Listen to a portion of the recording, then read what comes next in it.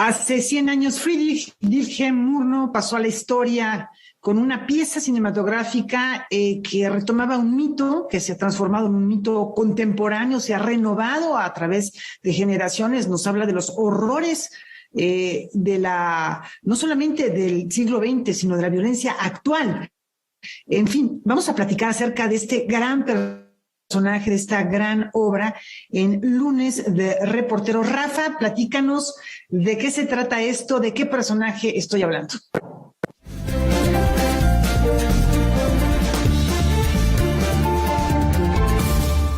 Pues en efecto, Laura, lo planteas de manera extraordinaria. Qué gusto ya estar en este primer ciclo, mi querido Víctor Gaspar.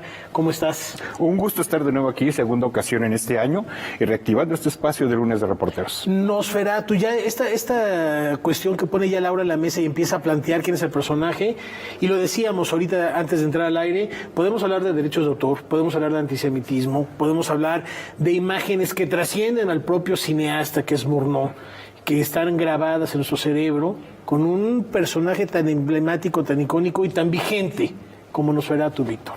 Yo creo que es una gran oportunidad para reencontrarnos, desde luego todo aniversario lo es, pero también para mantener en el horizonte imágenes como esta, tan profundas, interesantísimas muchas veces en su propia historia, en las versiones y reinterpretaciones logradas o no, de un personaje como es el vampiro, un vampiro que se funda, traza sus vías para posteriores versiones, ¿no?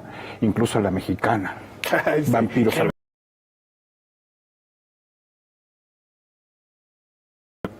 Si bien Nosferatu se inspira, y ahí hay todo un debate de derechos en Drácula, por otro lado es curioso que ese vampiro sigue siendo un vampiro solitario en términos cinematográficos, ¿no? ¿Y por qué te lo digo? Porque estamos acostumbrados a la versión universal del vampiro, aquella que instituye Bela Lugosi, es el vampiro elegante. Por ahí hay una cita que van a ver en la nota de Jorge Ibargüengoitia: los vampiros siempre son de, vamos a quemarla, los vampiros siempre pertenecen a las mejores familias, ¿no?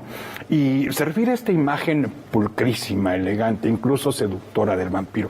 El caso de Nosferatu no es así, es un vampiro solo, huérfano, deseando amar, pero además feo. Un monstruo, literalmente. Un monstruo, y también podría ser una profecía de los tiempos, de ese zeitgeist, vamos a usar, de ese espíritu de la época, de ese malestar. Pero ¿qué te parece si primero vamos con esta nota que nos habla un poquito de la historia de la película, pero también de la figura del vampiro y de cómo se desarrolla, cómo nace, cómo evoluciona este conde Orlok, este Nosferatu? Con una fastuosa ceremonia en un salón de los jardines del Zoológico de Berlín, el 4 de marzo de 1922, se llevó a cabo la premier de una de las películas más influyentes del cine, Nosferatu, una sinfonía del horror. Nacía al mundo del celuloide con una fiesta de disfraces, un discurso de Max Schreck, el actor que había encarnado al conde Orlok, y la crema innata de la industria fílmica de la Alemania de la época. Estamos ante una película que marca una historia muy importante porque es el inicio oficial del cine de vampiros, tomando en cuenta que es, aunque hay una bronca ahí de derechos terrible que casi hace que la película desaparezca, pues es la primera adaptación oficial de la novela donde se cimenta buena parte de la literatura y de la mitología vampírica en el siglo XX, que es el Drácula de Bram Stoker, ¿no? Que se publica por primera vez en 1897 y que para 1922 Murnau lleva a la pantalla. Es la primera película que aborda el fenómeno del vampirismo a nivel largometraje en la historia del cine, y que aparte dejó una huella profunda modificando mucho de los tropos y de la mitología que se conocía. Eso por una parte. Dos, porque agarró sin permiso y sin autorización de los que tenían los derechos de Drácula y cambió nombres y se aventó un poquito al vacío pensando que no iba a haber bronca. Nosferatu, llamada a ser una película fundacional del séptimo arte y del género de vampiros, estaba precedida, no obstante, de una serie de problemas en su financiamiento, pero sobre todo en torno a los derechos de autor. Inspirada en el Drácula de Bram Stoker, la producción decidió cambiar nombres de personajes, descripciones y escenarios. Así, Drácula fue rebautizado como el Conde Orlok, Jonathan y Mina Harker como Thomas y Ellen Hutter respectivamente, y Renfield como Nock. De esta manera, el productor Alvin Grau intentaba salvar las responsabilidades en relación a los derechos que no había obtenido.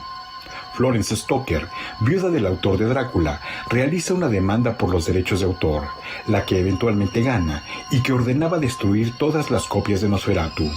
Pero la estaca legal no llegó al corazón del Conde Orlok. Artista connotado de la época con intereses en el ocultismo, el productor Alvin Grau había fundado la compañía Prana Films, de la cual Nosferatu sería su primera y única creación.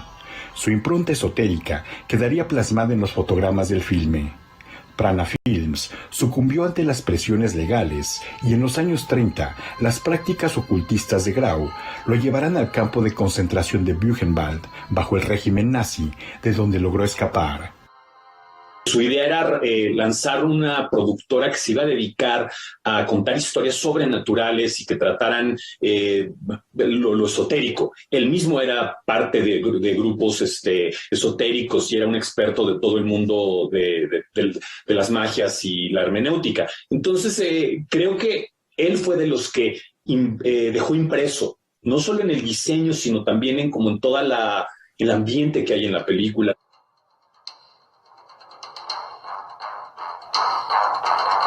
Pero Nosferatu estaba llamado a la inmortalidad y a representar un momento particular de la Alemania de entreguerras, a sintetizar un malestar cultural, los temores. El vampiro se convierte en una metáfora perfecta para momentos sociales, políticos, increíblemente complicados y convulsos. Nos encontramos en el espacio entre dos guerras mundiales. Un momento, una evidente crisis, como te digo, social, política, ideológica en ese momento. Y el vampiro siempre es un representante perfecto. O sea, el vampiro, pensando en esta idea del portador de plaga, es un vampiro es un personaje que se adapta muy bien a una época como la que estamos viviendo. El vampiro como representante y como rostro de un momento difícil es increíblemente atractivo. Este malestar social, cultural, moral de la Alemania de las entreguerras, pues se expresa a través de estos monstruos, Víctor. Empezando con este mentalista malvado que utiliza un sonámbulo para sus crímenes, como el doctor Caligari, pasando por el doctor Mabuse de Fritz Lang. No obstante, Nosferatu se convertiría en el paradigma del cine de terror y abriría una nueva etapa en la corriente expresionista, surgida en otras áreas del arte como la pintura y la arquitectura.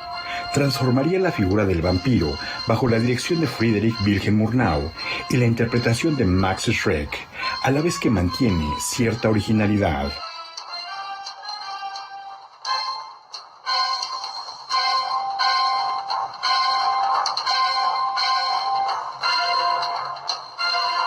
Murnau decide tomar el tema del vampiro de una forma muy interesante. Despoja al vampiro de su naturaleza diabólica y lo vuelve una criatura de la naturaleza, una especie de depredador que puede ser como una araña, como un mosquito que se alimentan de la sangre, y al despojarlo de la cuestión diabólica, lo que hace este Nosferatu, que además rompe completamente con la imagen aristocrática, terrible, sensual también del vampiro, tradicional como lo pinta Stoker en la novela, lo convierte en este personaje que tiene una animalidad y una fealdad, vamos a ponerlo en ese término, que lo separa de los demás vampiros.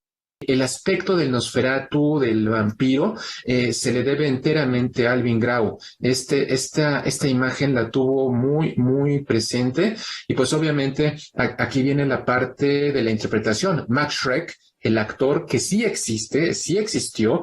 Muchos, al haber pocas historias acerca de su trabajo previo, muchos dudaban de su existencia, y de hecho se formó esta leyenda que utilizaron muy bien en la película La sombra del vampiro, que lo que hizo Murnau fue contratar a un vampiro de verdad para poder interpretar al conde Orlok. La cabeza prominente y calva, las orejas puntiagudas, esos colmillos de roedor y las manos largas hicieron de Nosferatu un ser singular, repulsivo, no seductor como sus sucesores, pobre y melancólico, pero a la vez sometido al deseo de amar. La imagen de Nosferatu, de este actor alemán Max Schreck, pues es muy repelente. O sea, es un vampiro que nada tiene que ver con Gary Oldman como Drácula, o con Frank Langella, o con el propio Bela Lugosi o Christopher Lee interpretando a Drácula. Siempre hay un sex appeal. Y aquí Max Schreck o Werner Herzog, tomando a Klaus Kinski como Nosferatu en los 70, hacen este vampiro terrible que entiendes el sentido de la marginación. Este es un vampiro más cercano a un roedor humano, literalmente a un animal humano, que a ese personaje de cierta sensualidad que el cine también quiso explotar. La narrativa de Nosferatu abonó una de las principales características del vampiro. Esta idea del sol como enemigo terrible que reduce al vampiro a polvo es enteramente producto de Nosferatu, porque en Drácula de Bram Stoker el vampiro no tiene la plenitud de sus poderes, pero el vampiro puede andar a la luz del día. O sea, el sol como gran enemigo, como energía que aniquila definitivamente al vampiro, se lo debemos a Murnau. Murnau era homosexual, y yo creo que hay muchos estudiosos que dicen que parte de esa experiencia fue lo que lo llevó a hacer que ese personaje del conde Orlok fuera como más entrañable, esa experiencia de la otredad que él sintió en carne propia, que la pudo plasmar ahí, ¿no? Eso a nivel, diría, como emotivo.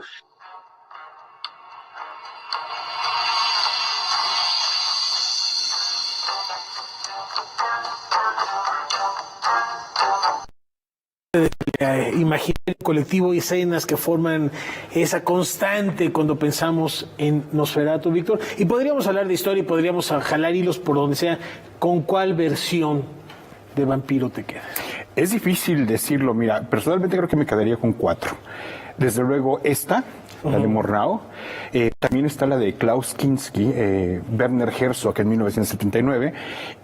Una tercera que yo creo que sería interesante, no propiamente sobre las versiones de Murnau, sino es una historia que se construye en torno a cómo se rodó Nosferatu, que es la de 2002, La sombra del vampiro, y una última que todavía no está, pero sobre la cual tengo muchas expectativas, que es la versión ya tan anunciada de Robert Eggers, quien ha dirigido anteriormente El Faro, que comentábamos, y que creo que tiene los elementos y la solidez como director para darnos de veras una reinvención y una recreación de estas formas. Pero ¿qué te parece si precisamente a partir de la anécdota y de estos elementos románticos y expresionistas, de los cuales se vale Robert Eggers en El Faro, pasamos a la dimensión del expresionismo alemán que está sintetizada en Nosferatu? El expresionismo surgió en Alemania a principios del siglo XX. Fue un movimiento artístico que se extendió por varias disciplinas como la pintura, la música, el teatro y el cine, entre otras. Tuvo diversas interpretaciones, pero su rasgo predominante pugnaba por un arte personal e intuitivo, en donde los sentimientos del artista, su fuero interno, eran plasmados en la obra, alejándose de la mera plasmación de la realidad. En 1920, el director Robert Wiene estrenó El gabinete del Dr. Caligari, película que se vale de telones pintados y que lo hermanan con la pintura y la arquitectura. Nosferatu habrá de ser un parteaguas en ese expresionismo alemán en el cine. Las películas expresionistas normalmente eran hechas en foro para tener control de los sets y poder hacer estos sets dibujados que manejaban las sombras, ¿no? El alto contraste, los ángulos de cámara. Y Nosferatu se sale del estudio por una cosa de dinero, económica, y se va a locaciones, que eso de alguna manera rompe un poquito esa idea expresionista. Tiene la iniciativa de utilizar locaciones, no solamente se quedan en los estudios en esta tendencia pues pictórica, estética que distingue el movimiento, pero acuérdate que se salen de los estudios, viajan, por ejemplo, utilizan el castillo de Orava en Eslovaquia como este hogar del vampiro. Es esa escena donde Nosferatu recibe a Gustav von Hagenheim, el actor que interpreta a Uther. Eligió Murnau el puerto de Bremen, que es lo que vemos en la película. De hecho, es muy interesante algunos videos que han hecho algunos conocedores y aficionados de la película, donde recorren las locaciones de Bremen que usó Murnau, aquellas famosísimas escenas de Nosferatu cargando su propio ataúd, porque pues además de feo y solitario es un vampiro pobre, no tiene sirvientes, los sirvientes que siempre aparecen al lado del conde Drácula. De esta manera, la figura de Nosferatu el vampiro adquiere un sentido de realidad, lo vuelve un ser orgánico con la naturaleza, con un entorno que también denotaba el zeitgeist, el espíritu de malestar de la época, en un filme que desarrolla una poética singular, de la que Murnau no es el único responsable, a decir de Abraham Castillo. Pero otra persona que no recibe tanto crédito y que creo que es importantísimo es Alvin Grau, que él es el productor y de alguna manera como el que diseñó, él es responsable del vestuario, el maquillaje y el diseño de producción de la película.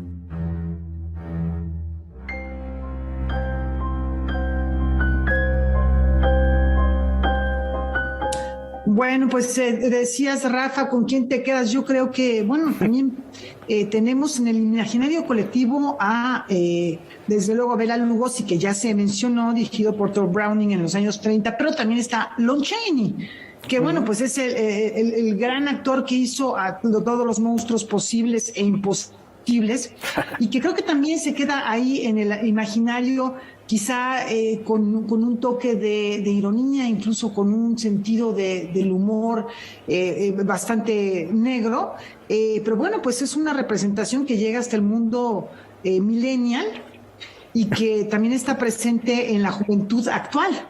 Y que no podemos olvidar a Robert Pattinson, ¿no? Que yo creo que para cualquier jovencito, si le preguntas, no te va a hablar de los que estamos mencionando, ¿no? A cualquier chico muy joven te hablará de pues estos vampiros contemporáneos que también forman parte de la historia de hoy en día y que tienen otras características y que mantienen este atractivo precisamente por todo lo que representan, de lo que ha estado hablando Víctor en sus reportajes. Así es, y decía Víctor, todos somos a veces, o muchas veces, o siempre, el monstruo. Víctor, hay una recomendación Así es, pues bueno, para seguir, hay que recordar que es el 125 aniversario de la publicación de Drácula, además del centenario del estreno de Nosferatu en Berlín en marzo de 2022, pero en esta ocasión me gustaría invitarles a las séptimas jornadas de literatura de horror en el contexto de la 43 edición de la Feria Internacional del Libro del Palacio de Minería. Esto ha estado coordinado a través de estos años por el maestro Roberto Coria y el doctor Vicente Quirarte, y en esta ocasión celebran con 2 mesas precisamente a Drácula en su cumpleaños y el centenario también de Nosferatu. La primera va a ser el sábado 26 de marzo y también va a estar un curso que va a dictar el maestro Coria, del cual pueden encontrar información en fabricadehistorias.com.mx. O sea que es un año vampírico, Rafa. Ahí estaremos en la Feria de Minería. Muchas gracias, nos vemos mañana. Gracias, Víctor. Gracias a ustedes. Hasta entonces. Hasta pronto.